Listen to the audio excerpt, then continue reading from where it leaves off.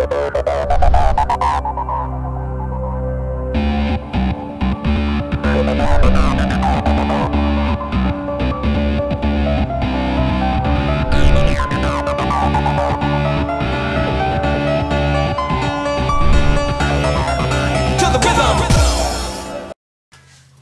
up, YouTube?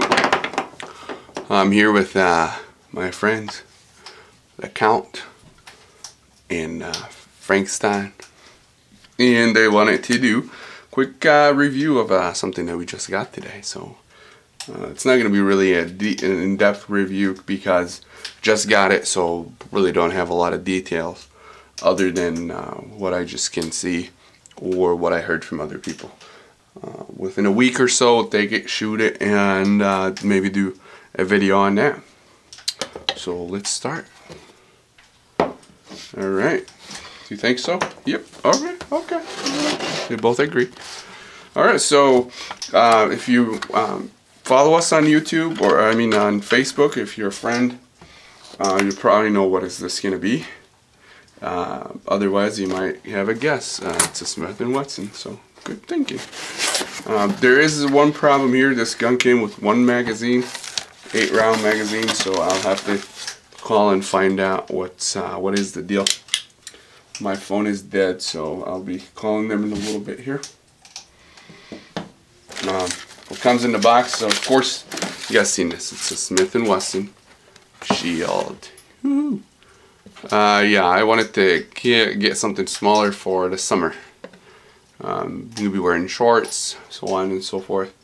I wanted something lighter, something thinner, at least slimmer. Take that out. Send a receipt with how much. I don't get. The receipt doesn't make sense, but I don't know. It says taxes $31.50. Then it says out of state. So I don't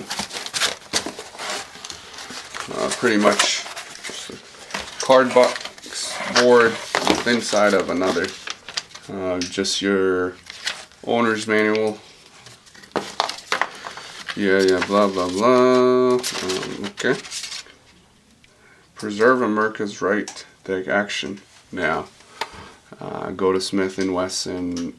Act now. Send a message to your representative. So that's great to see that they're putting this with any gun purchase now. So you can call your representative, or it gives you a website to go to. Please fill this and return it within the next 10 days, or register online. So your warranty card, Smith & Wesson proudly support the National Rifle Association. So join the NRA, get $10 off, and then apparently you get a pen. It's a bullet pen. Crafted from back to back 308 cartridge casing. Oh. Yeah, that's not bad. One of those locks. If you need one of these, PM me. I have 1,000 of them. Really. Not 1,000, but maybe I have like 50 of them somewhere. Fired casing. And that was dated 4/19. So the gun just came out of the press here. Hasn't been a month old. Okay, hot off the press. So, of course, you guys know all that garbage stuff that comes in boxes. One thing I don't like about Smith & Wesson sending you with a cardboard box. I was thinking they should just do better, but anyway, not a big deal. So the gun, as I said, came out with one magazine. I'm not sure why. What's the deal here?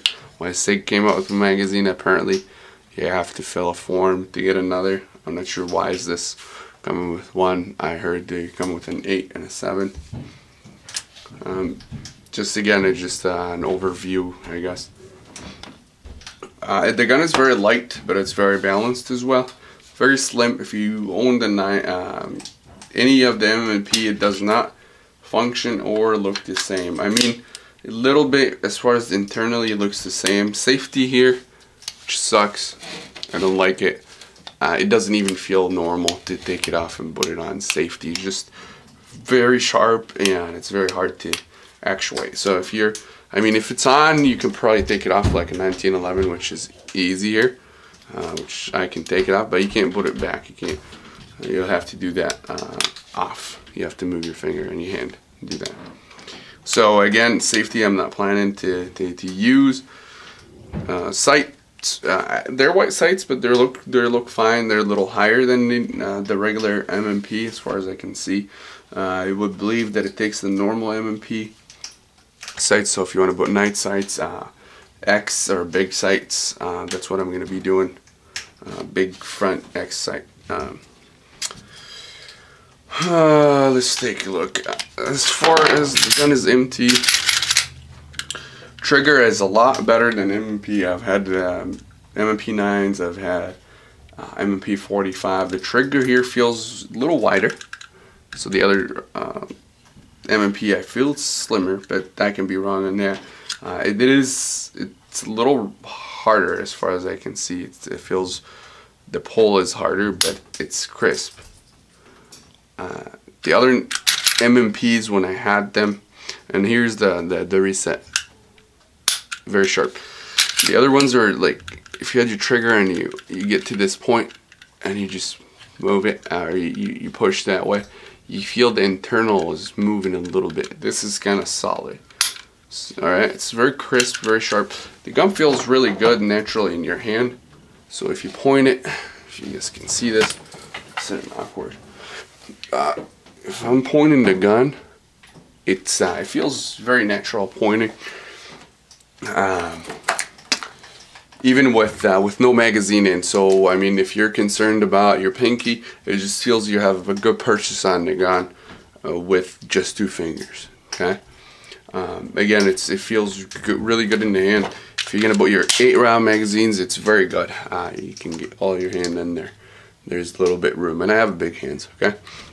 Now, I've heard some complaints and some issues as far as the magazine. The extended magazine. If you put it in your pocket, it moves, and then it's an issue inserting it in the magazine well. Well, here's the deal. If you put it this way, you're used to tapping, which you should be doing, it should be fine. Okay, it's a one time. So again, the magazine halfway. Okay, magazine in there, so it's not really an issue. If you're going normally, that's how it goes. Normally you get your magazine, or at least I do, put it in, and then you tab, and then you rack. So it's normal. Again, I have not shot it to tell you how it functioned as far as that, but I mean, most M&Ps I've owned had no issues with that. Internally, I think it's a little bit different. Couple of things that will be different now. In the normal M&Ps, you'll have the takedown tool here. You're gonna get your striker out, or not out, but you're just gonna move it in order for your slide to come out. So now we pull the slide back. You can't reach it. All right, there's no way I can actually activate that with my fingers, being thick fingers anyway. So I'm just gonna pull the slide, pull the trigger, and then there we go. The difference I can see internally, I mean, nothing as far as this part in the back here. That part of the frame, it's a little slanted than the normal M&P as far as I can remember. It feels thicker, it feels a little higher. It does have a little bit of support up front, and the frame is very sturdy, so you can try to bend it, things like that. It does not budge. The steel insert's doing a really nice job in there. Again, the trigger, I feel it's thicker, it's more crisp. Overall, fit and finish is great. But again, I can't talk about the gun a lot until I shoot it and see how that works. But for right now, if you're looking for an M&P Shield, it's very hard to find them, but if you can find them, buy them. The gun feels great. I'm going to be doing a holster for that tonight, and we'll see how it goes. The one thing here, I think they should have put a rail in here. You could have put a light laser, something like that. I know there's different crimson trace and so on and so forth, but it would have been great to have just a little, instead of just that cop, it would have been, you know, small rail, Then you could have put one of those micro lights or something like that. It would have been great, but I guess it is what it is. Alright guys, thank you for watching. Thanks for subscribing. If you have any questions, comments, please put them in a comment below and we'll respond right away. Thank you again.